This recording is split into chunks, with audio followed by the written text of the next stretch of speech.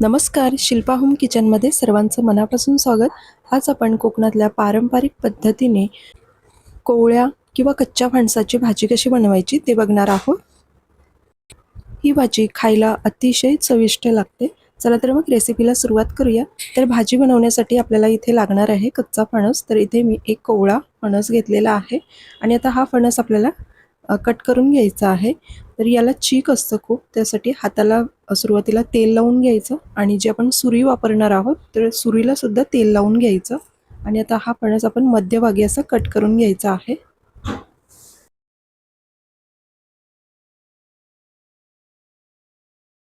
तर सुरुवातीला असा मधून फणस कापून घ्यायचा आणि नंतर मग त्याचे अगदी छोटे तुकडे करून घ्यायचे. फणसाची भाजी करायला सोपी आहे, फक्त हे फणस आपल्याला सोलून घ्यायला खूप वेळ लागतो. तर अशा पद्धतीने फणस कट करून घ्यायचं आणि चीक निघाला की हे जे चीक आहे ते एखाद्या पेपरने पुसून घ्यायचं.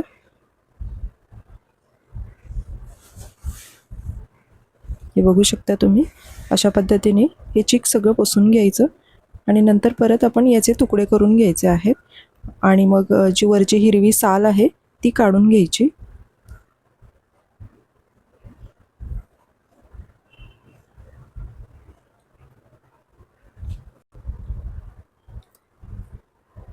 आता या अर्ध्या भागाचे मी असे तुकडे करून घेणार आहे आणि आता मी अर्धा फणसच वापरणार आहे.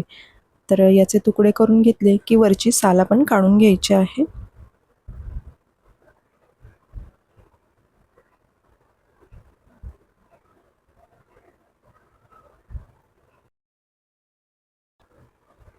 तर असे हे तुकडे करून घेतलेले आहेत आणि आता हा जो मधला भाग आहे तो सुद्धा काढून टाकायचा आहे.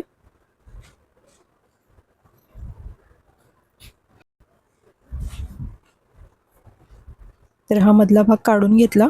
त्याच पद्धतीने मागचा जो पाठीचा भाग आहे तो सुद्धा काढून घ्यायचा आहे. तर अशा पद्धतीने आपण सुरीने काढून घ्यायचा आहे आणि आता हे सगळे पीस मी असे तयार करून घेते. त्यानंतर आपण हे जे तयार केलेले पीस आहेत ते पाण्यामध्ये ठेवायचे, तर मग खूप काळे पडतात. त्यासाठी एखाद्या भांड्यामध्ये पाणी घ्यायचं आणि असे पाण्यामध्ये टाकून ठेवायचे. तर हे असे तुकडे मी तयार करून घेतलेले आहेत. आता हे जे फणसाचे तुकडे आहेत ते आपल्याला बॉईल करून घ्यायचे आहेत. जवळपास 10 ते 15 मिनिटासाठी मी हे फणसाचे तुकडे बॉईल करून घेतलेले आहेत. बघू शकता त्याचा जो एक्स्ट्राचा चीक असतो तो निघून जावा आणि असे हे सॉफ्ट होतात, म्हणजे मग आपल्याला भाजी करताना शिजवताना जास्त वेळ लागत नाही. आणि हे जे तुकडे आहेत ते मी असे हाताने स्मॅश करून घेतले. आता आपण भाजीसाठी लागणारी फोडणी तयार करून घेऊया. तर गॅसवरती मी एक कढई ठेवली, त्यामध्ये जवळपास पाववाटी इतकं तेल घेतलेलं आहे. तर तेल तुम्ही तुमच्या आवडीनुसार कमी जास्त घेऊ शकता.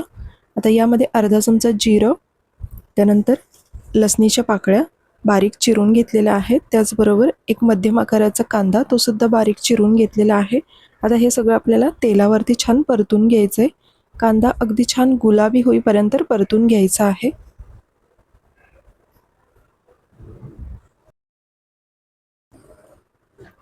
आता कांदा छान परतलेला आहे, यामध्येच आपण बारीक चिरलेला टोमॅटोसुद्धा टाकून घेऊया. तर एक मध्यम आकाराचा टोमॅटो मी बारीक चिरून घेतलेला आहे आणि तो सुद्धा यामध्ये छान परतून घ्यायचा आहे. टोमॅटो अगदी मऊ होईपर्यंत आपल्याला 2 ते 3 मिनटं छान परतून घ्यायचं आहे. तर बघू शकता इथे व्यवस्थित असं परतून झालेलं आहे. आता यामध्ये आपण काही मसाले ॲड करू. तर इथे मी 2 चमचे मालवणी मसाला, अर्धा चमचा हळद पावडर,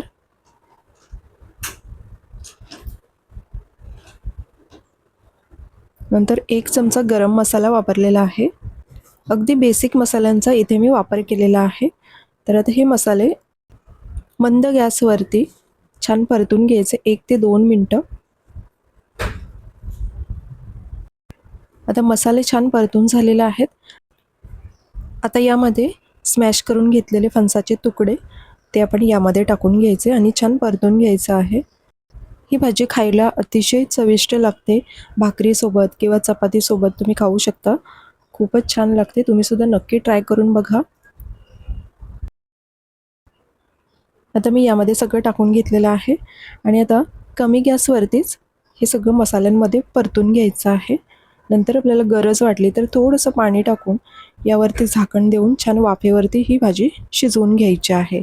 तर बघू शकता मसाल्यांमध्ये व्यवस्थित अशी परतून झालेली आहे.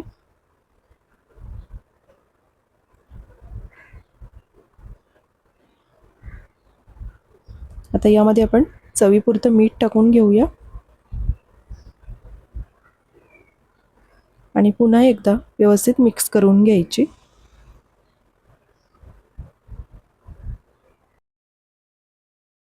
साधारण 3 ते 4 मिनटं मी भाजी अशीच परतून घेतलेली आहे आणि आता यामध्ये बारीक चिरलेली कोथिंबीर टाकून घेऊया आणि पुन्हा एकदा व्यवस्थित मिक्स करून यावरती झाकण देऊन 3 ते 4 मिनिटांसाठी वाफ काढून घ्यायची, म्हणजे व्यवस्थित अशी सॉफ्ट होते ही भाजी.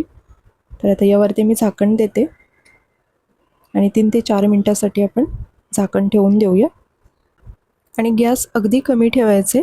कमी गॅसवरतीच ही वाफेवरती छान अशी शिजवून घ्यायची आहे. तर बघू शकता आपली भाजी छान अशी तयार झालेली आहे.